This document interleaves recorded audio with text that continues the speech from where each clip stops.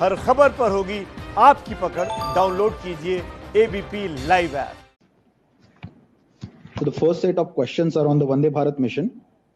Uma Siddiqui from Financial Express Online has asked, what is the update on the Vande Bharat mission? How many Indians have come from Africa and Latin America? There are a large number of students stuck in Kyrgyzstan. Any plans to send a flight that way? Uma, I've already given an update on in terms of numbers of people who've returned through the Vande Bharat mission. You want to know how many Indians have come from Africa and Latin America? The figures that I have, more than 5,700 have returned from Africa and more than 750 from Latin American countries. From Kyrgyzstan, we've had more than 550 Indians return. And under phase 3, we have 10 more flights from Kyrgyzstan to India. 9 feeder flights in India itself for this purpose. And the details of the flights are available on our website. The next question is from Prashant from Asianet. Some states are demanding COVID tests of all persons returning from abroad on the Vande Bharat flights and chartered flights before boarding. May I get a reaction? Prashant, I think I have mentioned this earlier in one of my briefings that we take all due health precautions while bringing back people on Vande Bharat flights. Everyone who is boarding this flight goes through a medical screening and only asymptomatic passengers are taken on board.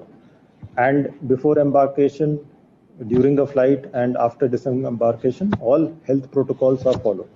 So therefore, there should not be any area of concern in this. So the next set of questions are on Nepal. Siddhant Sibbal from Vian has asked, can we have MEA reaction to the Nepal Parliament passing the new map amendment bill? Kadambini Sharma from NDTV India has asked, has any communication taken place on the new map between India and Nepal?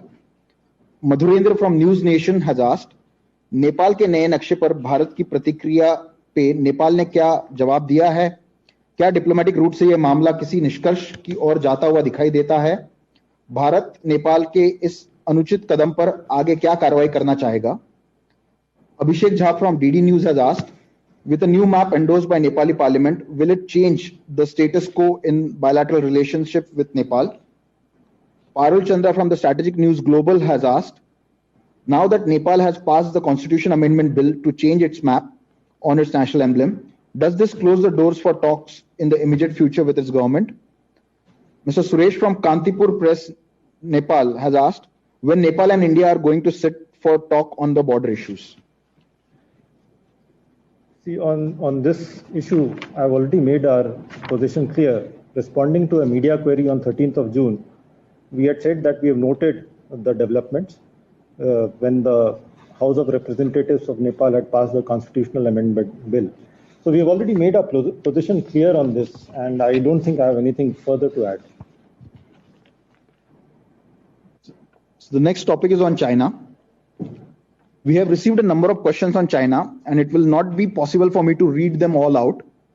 So we have clubbed them in different sets as per the topics and tried to accommodate all of them. The first set is on questions are on diplomatic and military level engagements between India and China. I'll read out a few of the questions.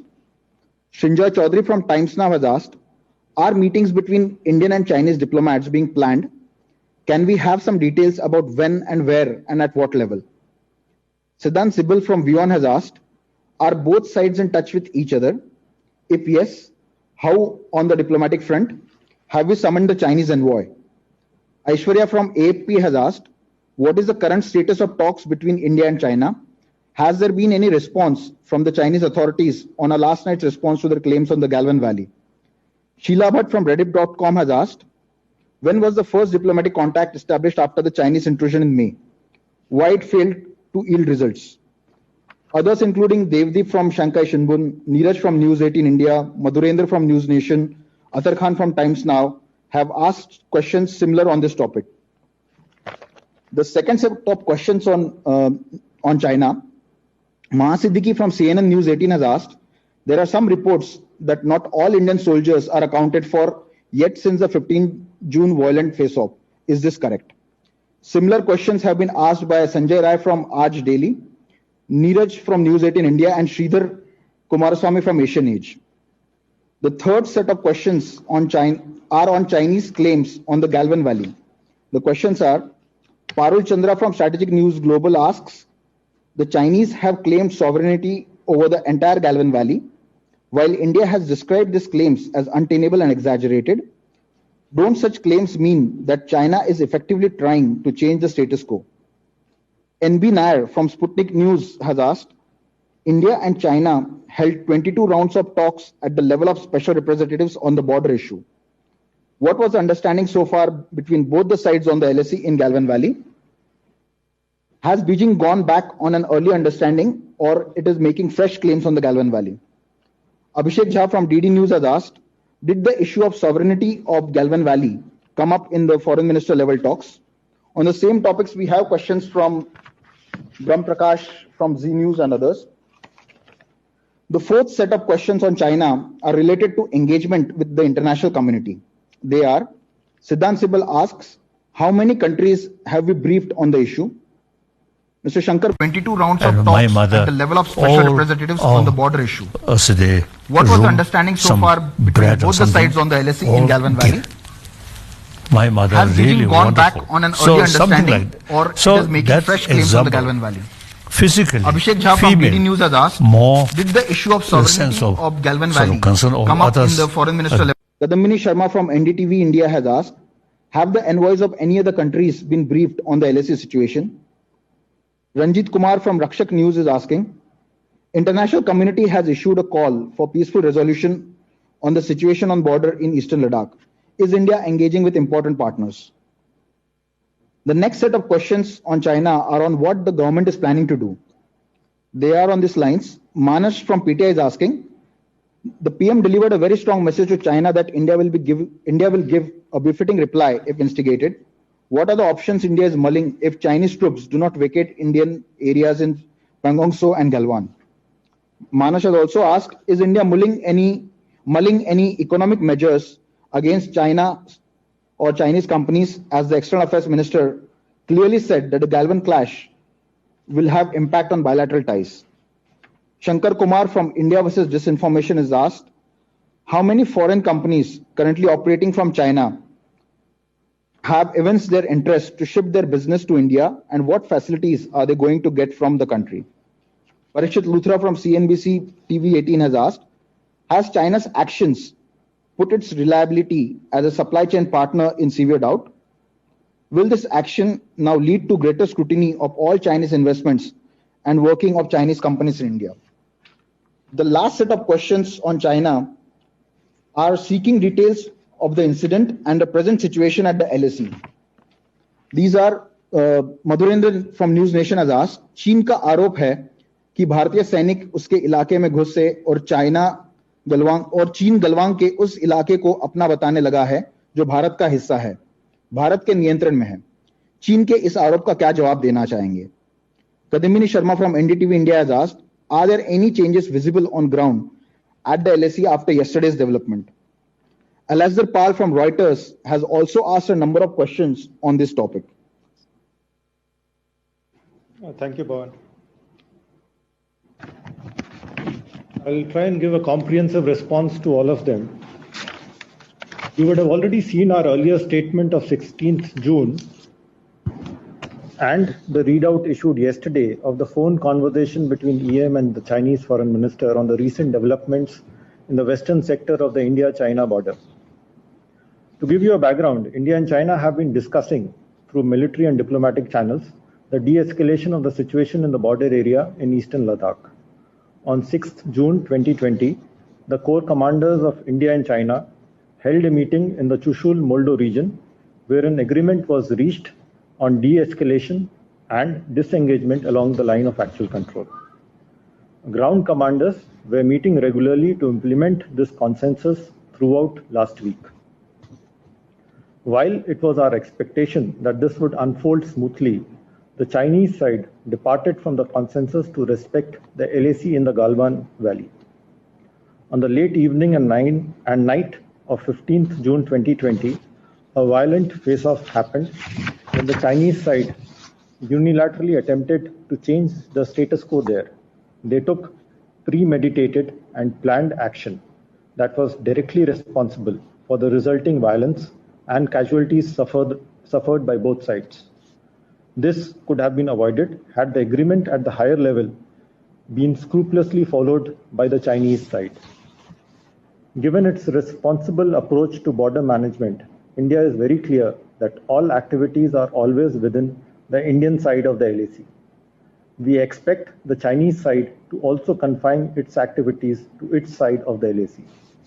During his telephone conversation with the Chinese foreign minister, EM conveyed that the need of the hour was for the Chinese side to reassess its actions and take corrective steps. They should strictly respect and observe the line of actual control and not take any unilateral action to alter it. It was agreed that both sides would implement the disengagement understanding of 6th June sincerely. Neither side would take any action to escalate matters and instead ensure peace and tranquility as per bilateral agreements and protocols. The two sides are in regular touch through their respective embassies and foreign offices. At the ground level, the two sides have maintained communication at the commanders level. Meetings of other established diplomatic mechanisms, such as Working Mechanism for Consultation and Coordination on Border Affairs, WMCC, are under discussion. While we remain firmly convinced of the need for maintenance of peace and tranquility in the border areas and the resolution of differences through dialogue, at the same time, as Honorable PM stated yesterday, we are also strongly committed to ensuring India's sovereignty and territorial integrity. I'll also respond to specific questions on the status of Indian soldiers. This has been clarified by the Army earlier today afternoon that there are no Indian troops missing in action. And specifically on the questions on the Chinese claims on Galwan Valley, I would refer you to my statement of last evening.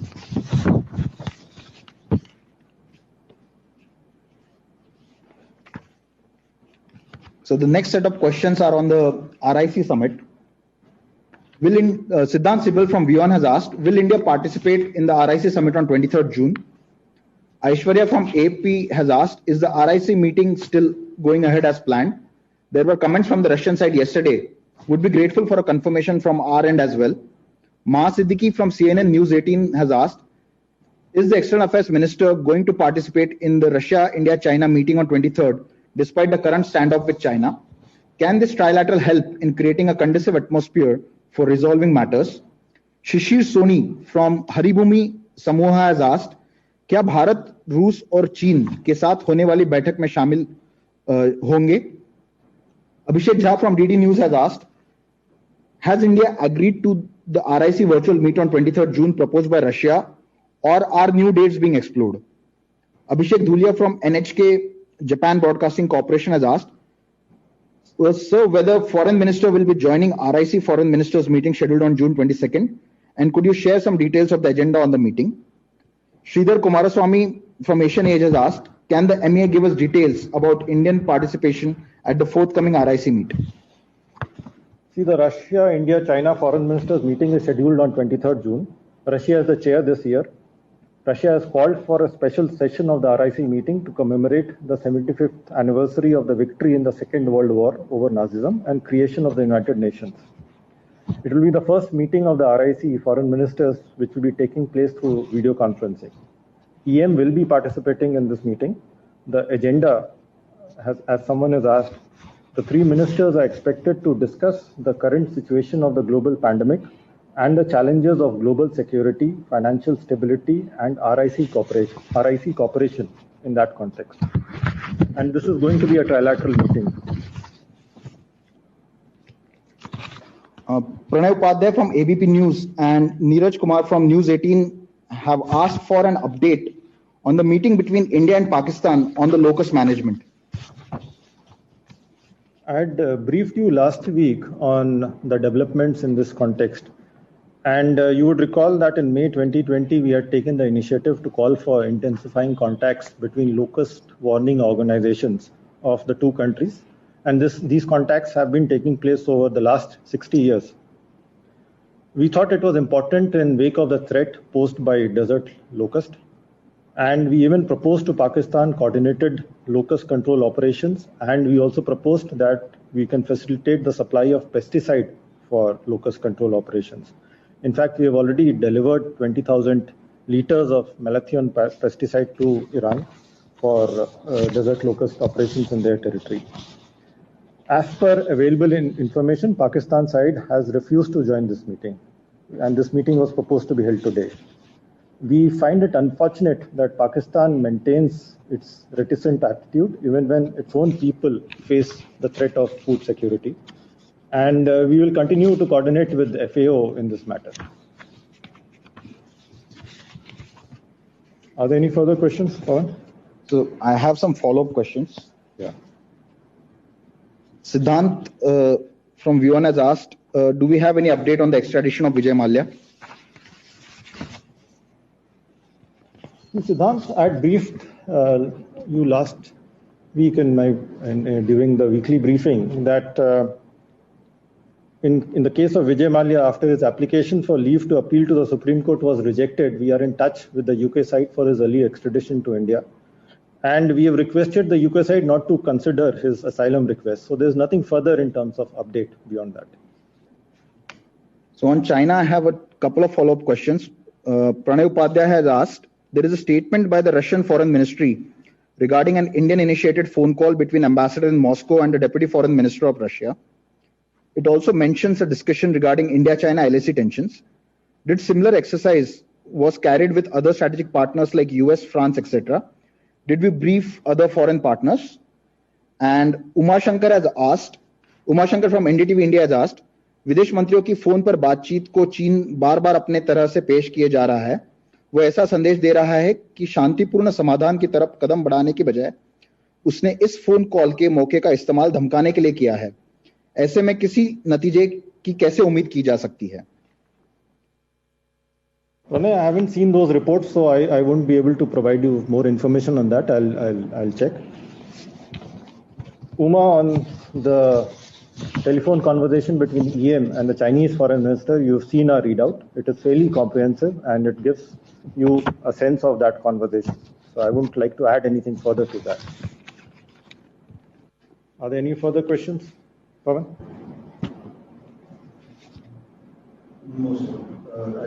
No, sir, I do not have any further questions. Thank you. So this concludes the weekly briefing.